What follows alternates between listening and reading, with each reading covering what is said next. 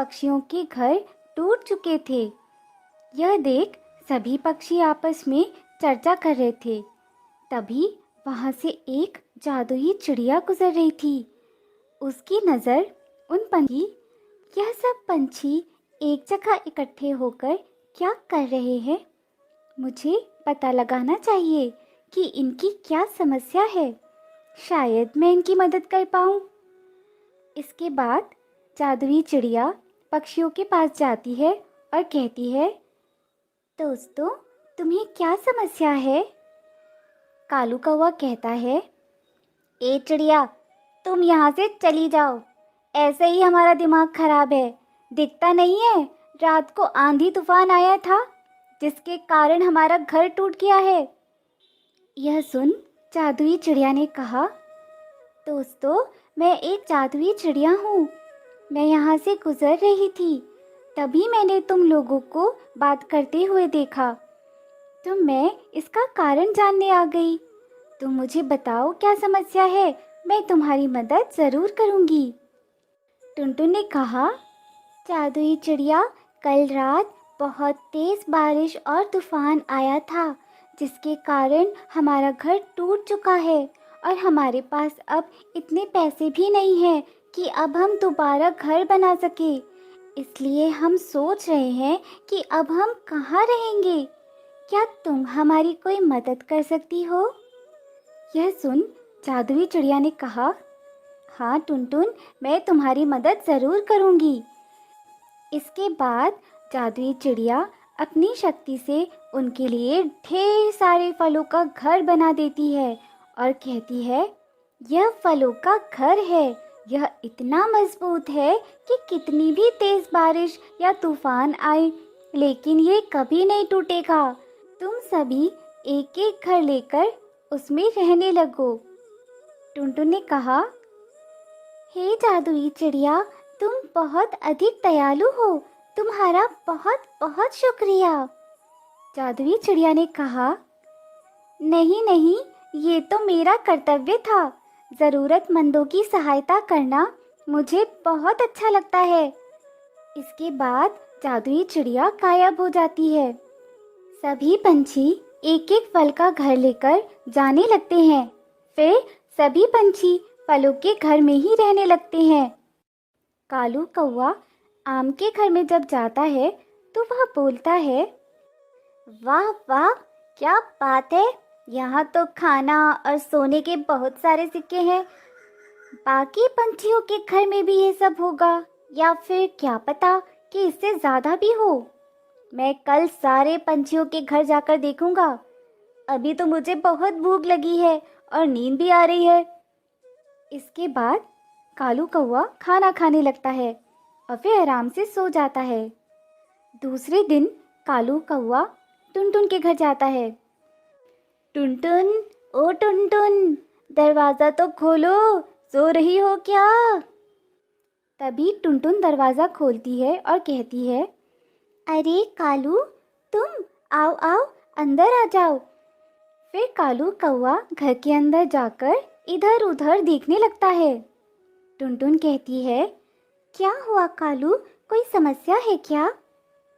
कालू कहता है, नहीं नहीं, मैं तो बस तुम्हारा घर देख रहा था कि मेरे जैसा ही है या फिर कुछ अलग है। तुम्हें यहाँ कोई समस्या तो नहीं हो रही है ना? नहीं, जादुई चिड़िया ने यह घर दिया है, इसलिए इसमें कोई भी समस्या नहीं होती है। सारी चीज़ें इसमें पहले से ही है। खाने को फल है, सोने के सिक्के हैं, सभी कुछ है। अच्छा ठीक है टुनटुन, तो मैं चलता हूँ।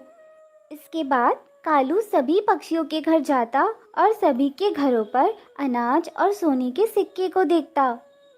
शाम को कालू सभी के घर को देखकर अपने घर लौटा और बोला, जादुई चिड़िया ने मेरे साथ नाइंसाफ़ी की है।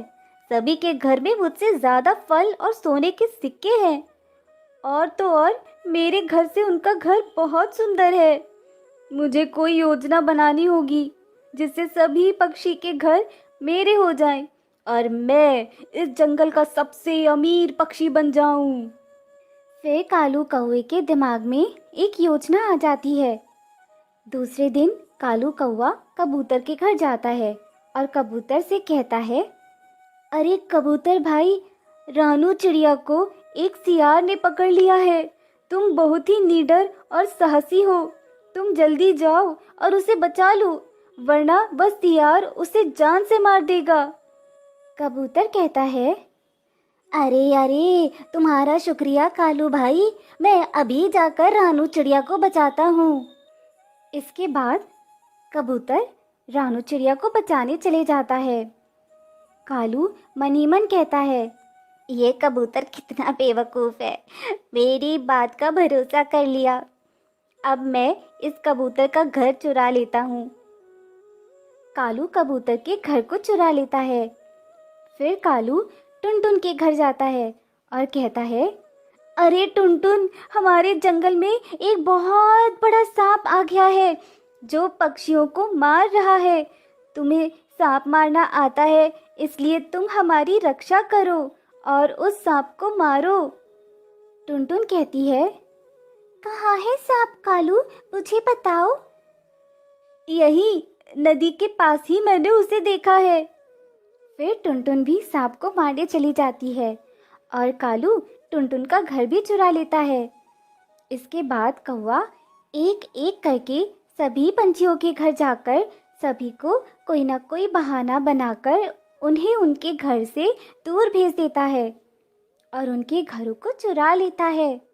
जब कबूतर रानू चिड़िया के पास पहुंचता है तो कहता है, अरे रानू, तुम्हें तो सियार ने पकड़ा था, कहाँ गया वो?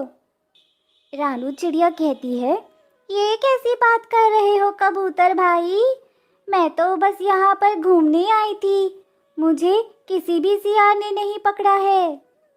तभी वहाँ हाथ में डंडा लिए टुनटुन आ जाती है और कहती है, दोस्तों, यहाँ पर बहुत बड़ा सांप है, मैं उस सांप को मारने आई हूँ। मुझे कालू कौवे ने बताया है कि जंगल में सांप है और वह पंछियों को मार रहा है, इसलिए मैं आज उसे जिंदा नहीं छोड़ूंगी। टुनटुन, लेकिन जंगल में तो कोई भी सांप नहीं आया है। तभी वहाँ बबली चिड़िया एक चाकू लेकर आ जाती है और कहती है, अरे दोस्तों, तुम्हें किसने जाल में बंद कर लिया था? मुझे कालू ने बताया कि एक शिकारी ने तुम्हें जाल में बंद कर दिया है, इसलिए मैं तुम्हें छुड़ाने आ गई। इसी तरह वहाँ पर और भी पक्षी आ जाते हैं और सभी आपस में बातें करने लगते हैं। कबूतर कहता है, दो पक्षी हो। अब कालू की पोल खुल चुकी थी, इसलिए वो कुछ नहीं बोल रहा था। सभी पंछियों ने कालू को पेड़ में बांध दिया और उसकी बहुत पिटाई की।